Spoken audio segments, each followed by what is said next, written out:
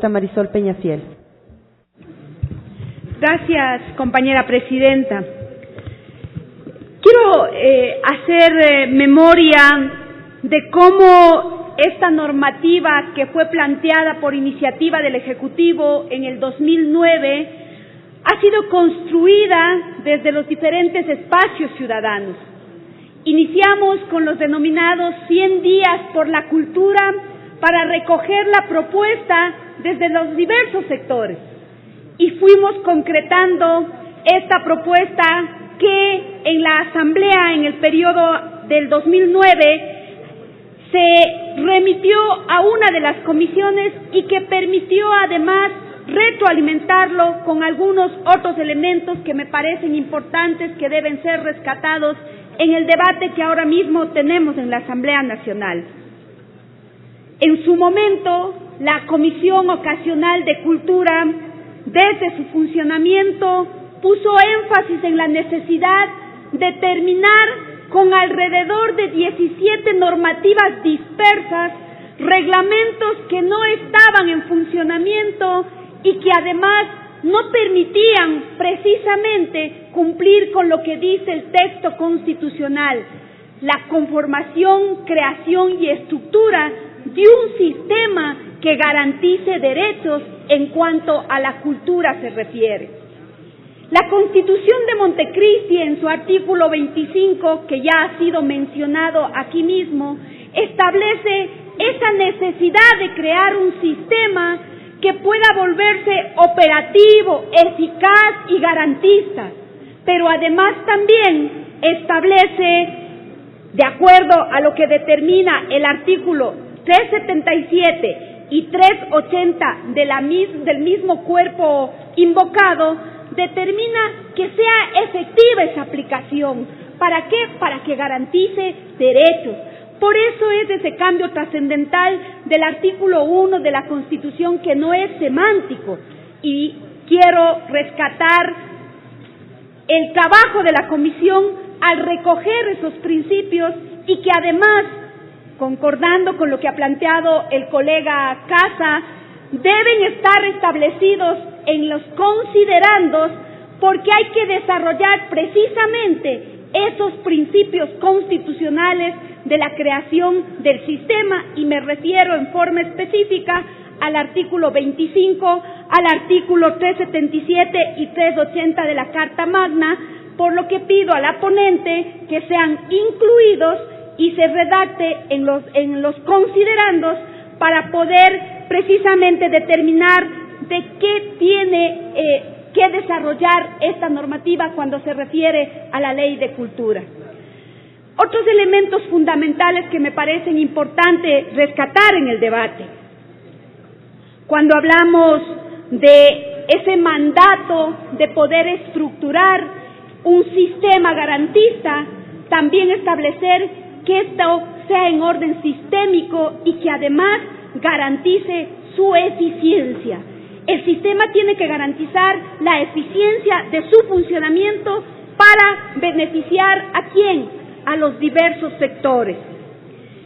Y esa diversidad de sistema debe fortalecer la identidad nacional, la diversidad de las expresiones culturales, incentivar la creación artística, el disfrute de bienes y servicios culturales, salvaguardar la memoria y el patrimonio cultural.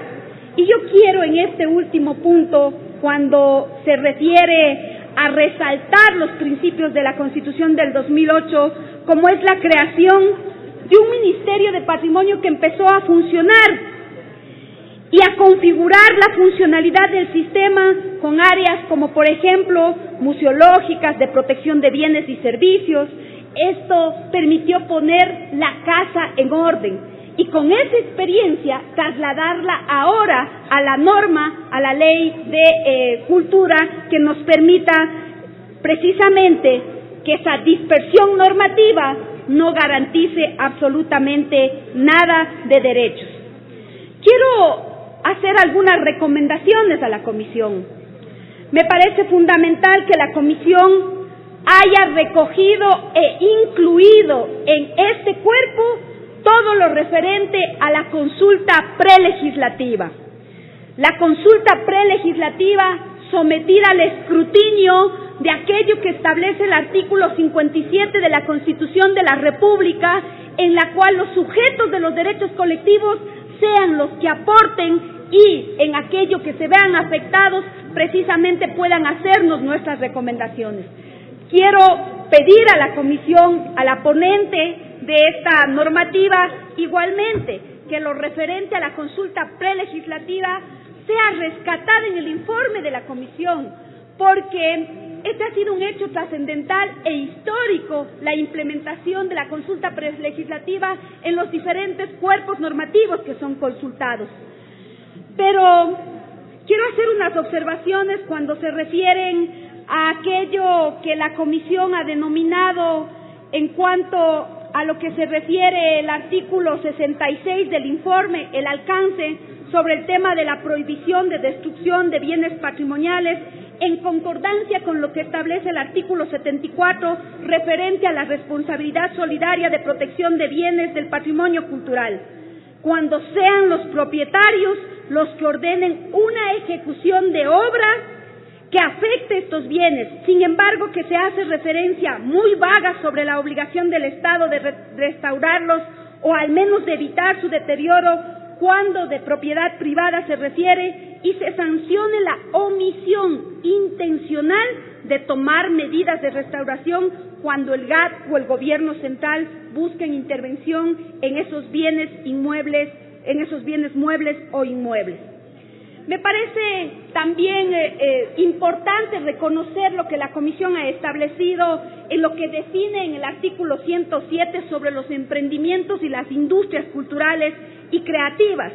Creo que más adelante se da una potestad muy cerrada al ente rector de la cultura, pues el artículo 108 en el literal J establece: se consideran ámbitos de fomento los que defina el ente rector, haciendo una lista previa de algunas artes y dejando de lado las artes que se desarrollan con el apoyo de las expresiones técnicas y tecnológicas de innovación, es decir, todas aquellas que realizan experimentación, investigación, creación junto al descubrimiento tecnológico, y muchas artes audiovisuales, cinematográficas, incluso las escénicas de apoyo con la tecnología para la industria cultural y la innovación que se desarrollan con la investigación.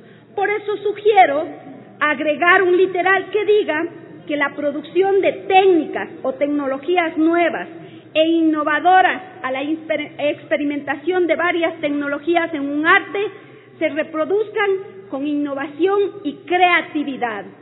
Señora Presidenta, ya en este debate también se ha resaltado la necesidad de la creación del Fondo de Cultura.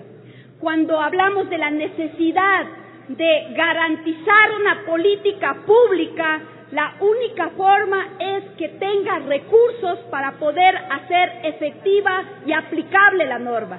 En ese marco, creo que la Comisión, si bien es cierto, ha establecido unos parámetros, deben desarrollarse. Me permitiré hacer llegar el articulado correspondiente, y quiero rescatar fundamentalmente que la Comisión y la ponente haya puesto énfasis en la necesidad del Fondo de Cultura, porque eso permite hacer efectiva y aplicable también la norma. Creo que en materia laboral, si bien es cierto, se ha manifestado que podría haber una ambigüedad jurídica. Un minuto, asambleísta. Creo, compañera presidenta, gracias, que la comisión debe tomar en cuenta todo lo que signifique progresividad de derechos y garantice los derechos de los trabajadores, de los gestores, de todos aquellos que están vinculados a la cultura en los diferentes ámbitos. Eso permitirá, garantizar los derechos, y en este principio de ponderación y progresividad de derechos, garantizar aquello que aquí mismo en este pleno hemos impulsado, como es los derechos de los trabajadores. Sin duda es histórica la aprobación de la Ley de Cultura. 7 años y medio de debate para poder entender que quien no conoce su pasado y no conoce hacia dónde va, no puede saber hacia dónde se proyecta.